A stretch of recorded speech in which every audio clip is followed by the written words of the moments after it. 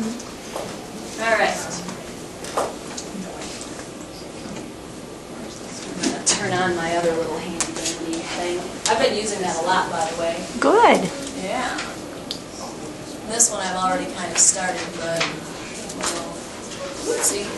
Okay. In your lab, this is your Chapter 4 lab. I've got you started taking a look at background information. We're going to be using text folder number 57 for this lab. There's a lot of information here, and it's a little rambunctious on the road, Teresa. And I'm starting to remind you of that highlighting technique that I have shared with you, I think, before, where you're given all this reading information, and you really need to learn to focus on the key concepts, so that when you're given something to read that takes you 3 minutes the first time, you want to cut it down to 30 seconds the next time, and yet glean from it the most important concepts. So I'm getting you started on the first page and a half. How far did I take it? 2 pages. Okay? And as you go through this background information, I want you to continue this process before you just start jumping in and doing the lab, or you're going to miss the key concepts. So sometimes you have to read a paragraph more than once. I'll show you how I do this by taking you to the first place that you don't have it. Go to that first paragraph. I'll have you work with me. And then you'll have to go back and read it yourself.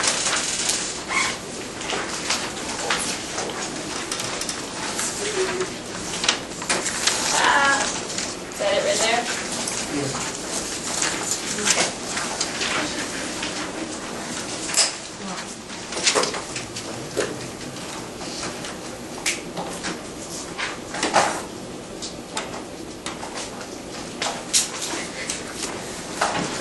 The first time through when you read something, you might have to read the paragraph more than once to really pull out the key concepts.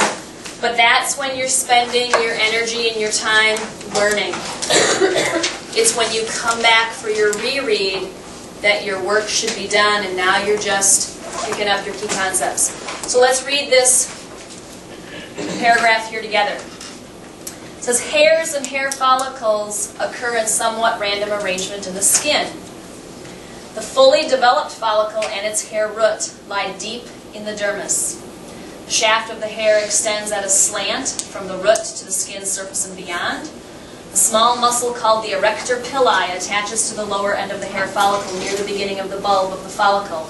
The outer end of the smooth muscle is attached to the connective tissue of the dermis. When this muscle contracts, the hair is pulled erect.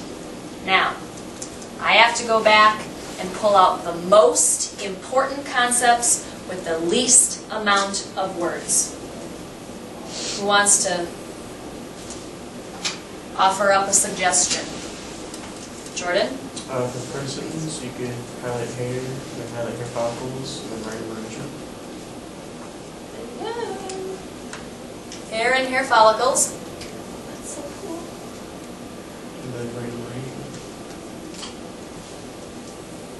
Do I need a verb in there though? Yes. Okay. So, Occur in random arrangement.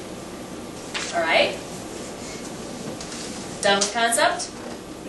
Okay. At this point, I switch colors. So I always have 2 highlighters.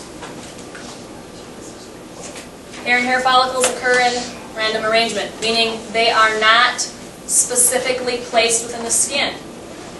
It's haphazard. And we may find out that this is too much, so you might want to just look here for a while and not do anything in yours. Okay.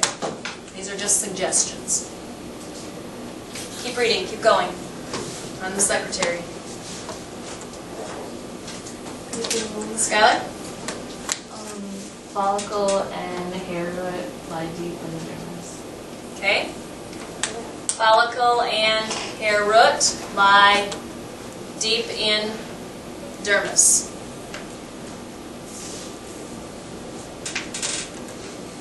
Go back to my yellow.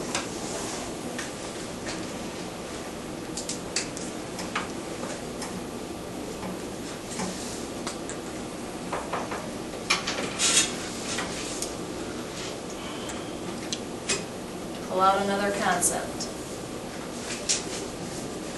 You're going to find that the biggest mistake we make is highlighting too much the first time through. We want to make it as short and concise as we possibly can.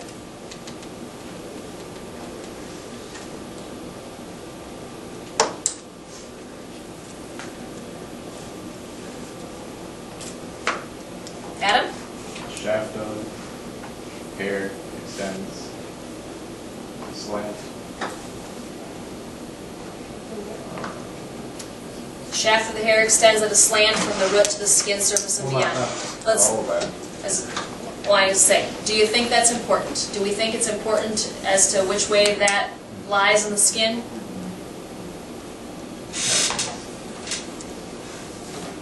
I don't think so.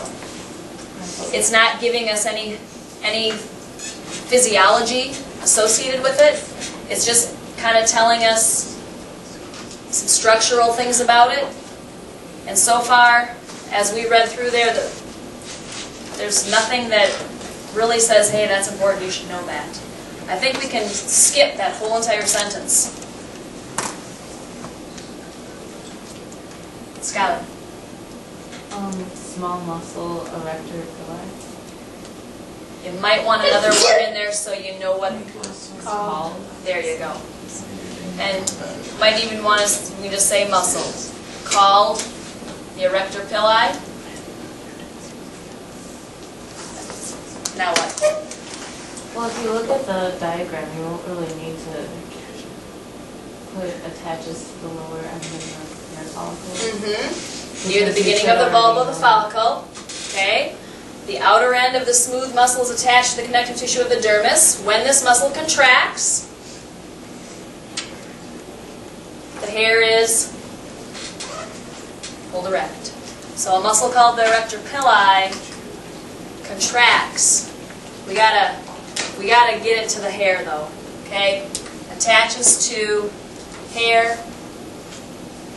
When, and sometimes I will switch to a pencil and say, it contracts. Go back to my highlighter. Hair is pulled erect. And I will add that with a pencil off to the margin or down below, so that when you go back and reread this, it's shorter. I think this is a little bit too much here. I'm going to shorten this up for you. Awesome.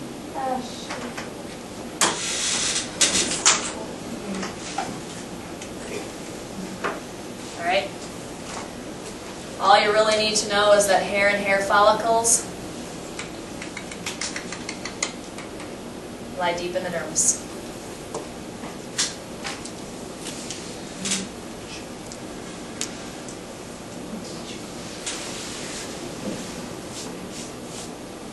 That's the key concept. Hair has that small muscle attached to it that when it contracts, pulls the hair erect. That's the key concept that that whole entire paragraph brings out to you. Okay? So, as you are reading, and you're going to go back to the beginning of the lab, please. You're going to read through, not just my highlighted part, but word for word, please. And go through the notes. A lot of them we've already covered.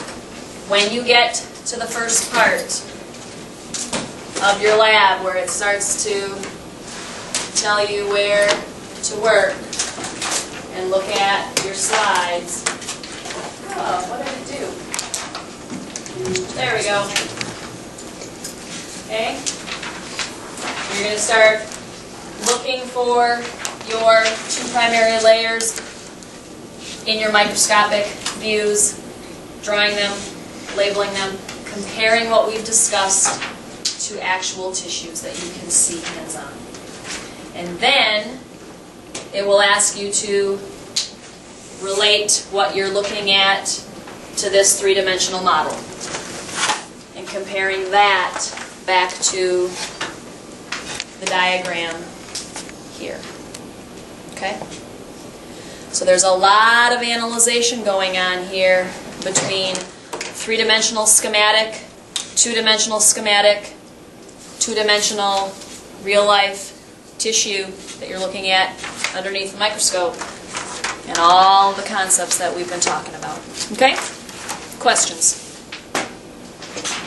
All right, you've got about 15 minutes to get started. Go ahead.